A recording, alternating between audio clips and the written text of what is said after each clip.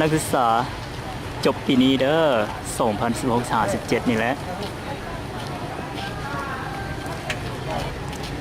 มื้อน้องเขาจะครับทำใบประกาศอยู่คณะพวกเขามาเรียนเที่ยวดีๆเด้อนักศึกษาผู้ใส่เหมือนเราอันนี้เป็นนักศึกษาอยู่คณะสอนศาสตร์ภาควิชาภาษาจีนพวกเขาเนาะในนี้ถ้ามีบริษัทใดหรือว่าท่านใดที่ว่าต้องการนักแปลภาษาเก่งๆสิเนาะภาควิชาภาษาจีนพวกเขาเด้อเนาะหากว่าจบใหม่เนาะสิปหาเป็นประสบการณ์ใหม่อีก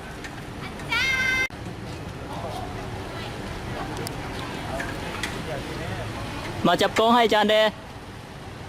เปลี่ยนอาจารย์บุเด้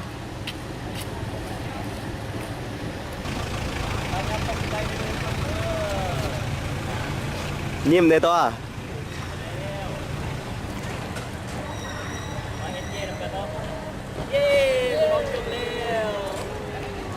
ให้แนะนำตัวเองบ่อาจารย์ให้แนะนำตัวเองแต่ละคนบ่จริงไหม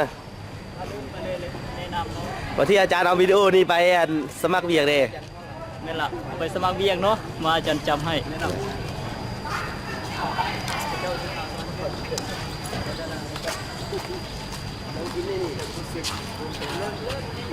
มาแนะนำตัวเองเด้เนาะเริ่มจากน้องใดก่อนภาษาลาวก็ได้เนาะเพราะพวกน้องเรียนเป็นภาษาจีนแต่ว่าพวกน้องเป็นคนลาวกับว่ามาเริ่มจากน้องสบายดีที่ซื้อข้าวสลูซอสชัยบุญมาแต่แกงสำเนื้อ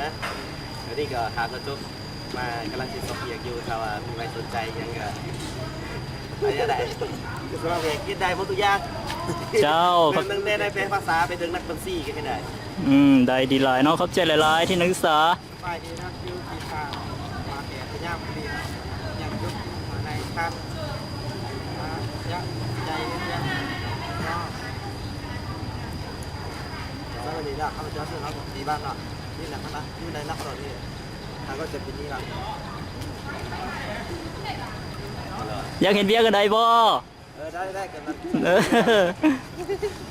อยากเปภาษาบ่อยากซื้ออะไรจ้ะอยากอยู่บริษัทดังๆบ่อยากโอเคดีหลายเนาะอาจารย์ผู้ติดตามให้เนาะต่อไปสบายดีข้าพเจ้าซื้อเขาตรงอย่างอยากไปสุดกว่าน้องแทนถ้าว่าอาจารย์ได้ทุกคนทำได้ไปได้มาบอกไปยังพยายามแน่เจ้าอาจารย์สิไปเยี่ยมยามเนาะเข้าใจหลายๆเนาะต่อไปน้องต่อไปเจ้าซื้อเขาสุดสายน้ำมันได้น้ำมันใส่ดีการบัตรมานี่อยู่เราซ้อเวียอยู่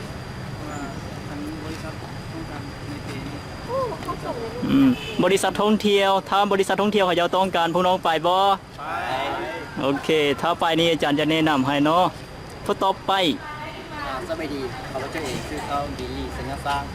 มาจากนักหัวเรียนจันทร์ปัจจุบันนี้กำลังสอบเรียนอยู่บริษัทใหญ่ที่ว่ามีความต้องการสนใจนักแปลภาษาจีนว่านักการนำเที่ยวข้าพเจ้ายินดีเข้าใจโอเคเข้าใจหลายๆผู้ต่อไปนักศึกษาผู้ต่อไปสวัสดีข้าพเจ้าซื้อข่าวสอนเทศมาจากนิจันทร์เราภูมิใจอาการเรียนจบปี42ปี45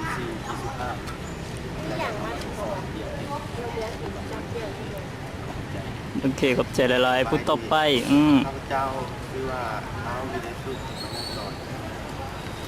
นี่มาร่วมงานสวัสดีลูกที่จบโรงเรียนเริ่มต้นเรียนใหม่ดีใจหลายใครเวลา趕緊過來啊快點啦ขอบใจหลายๆต่อไปสวัสดีเนาะข้าพเจ้าสื่อเราทุกช่วงนำมาจากแทนได้คำใส่นะที่นี่ว่าเป็นพีซีและการจิตวิทยาในวิทยาได้เจ้าขอบใจหลายๆเนาะมาต่อไปผู้ที่หาก็มาไม่น้องสิยังนี่ไม่ใช่ไหมสิไปเฮียนต่อแล้วบ่ซั่นน่ะสิไปเฮียนต่อแล้วว่าซั่นเนาะมาตัวนี้เนาะต่อไปนี่อาจารย์ขอขอบใจหลายๆนักศึกษาทุกคนเนาะที่ว่าเขาเจ้าได้สำเร็จผลการศึกษาไว้ไปหมดแล้วเนาะมื้อนี้ถ้าบริษัทผู้ใดหรือว่า